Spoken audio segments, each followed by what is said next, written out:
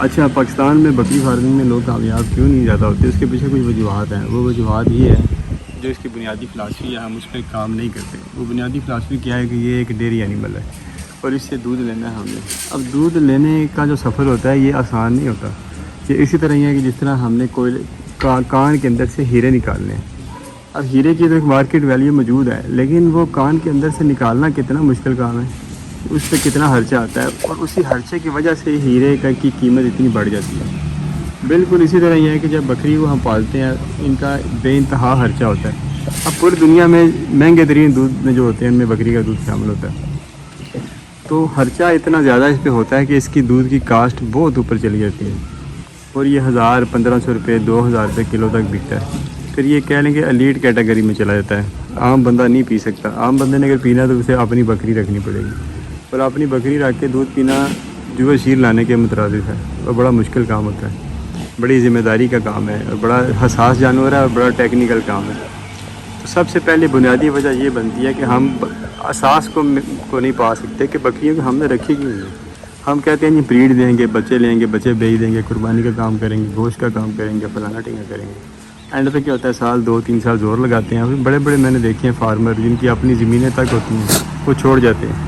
وجہ صرف یہی ہوتی ہے کہ وہ اساس تک نہیں پہنچ پاتے. تو اسی طرح اس میں جو دودھ لینے کا جو عمل ہوتا ہے نا، یہ بڑا لمبا چوڑا ایک سفر ہے. اس میں کئی طرح کے معاملات کا ہمیں سامنا کرنا پڑتا ہے. مطلب سب سے پہلے ان کی اچھی رہائش بنانا. ہم کہتے ہیں جی بکریوں کا دودھ کون لیتا ہے، بڑا سستا ہے، بکریاں سستی ہوتی ہیں، 35,000 کی بکری مل جاتی ہے، ان کے لیے لاکھوں کروڑوں رہائش پہ کیوں لگائیں. پہلی بات ہم یہاں پہ خلاف ہو جاتے ہیں. بکریاں بہت حساس جانور ہوتا ہے، تو اچھی رہائش کے بغیر یہ سروائیو ہی نہیں کر پاتی. سروائیو نہیں کرتی، مر جاتی ہیں. ہمارا بزنس کام ادھر ہی سارا ٹھپ ہو جاتا ہے. اچھا، دوسری بات، ہم ان کی مینجمنٹ پہ توجہ نہیں کرتے.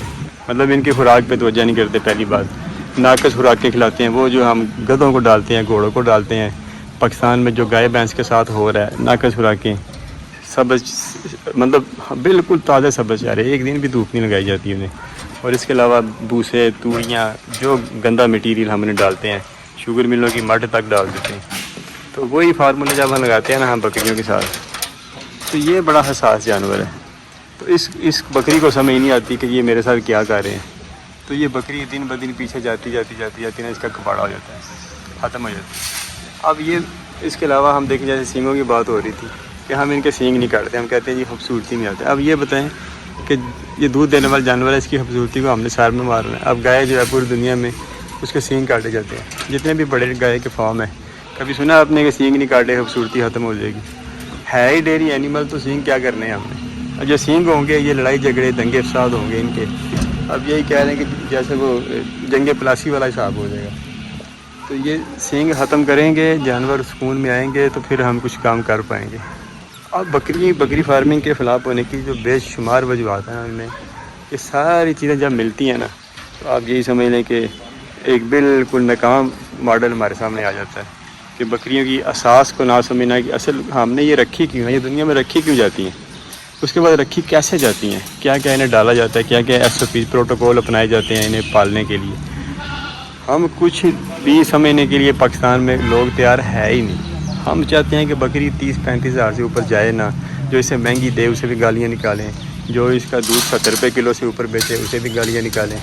مطلب کہ ہماری قوم کا وہ سٹینڈرڈ ہی نہیں ہے کہ ہم اس جو ایلیٹ اینیمل ہے یہ پوری دنیا میں، اس کی اہمیت کو سمجھ سکیں، اس کی آؤٹ پٹ کی اہمیت کو سمجھ سکیں.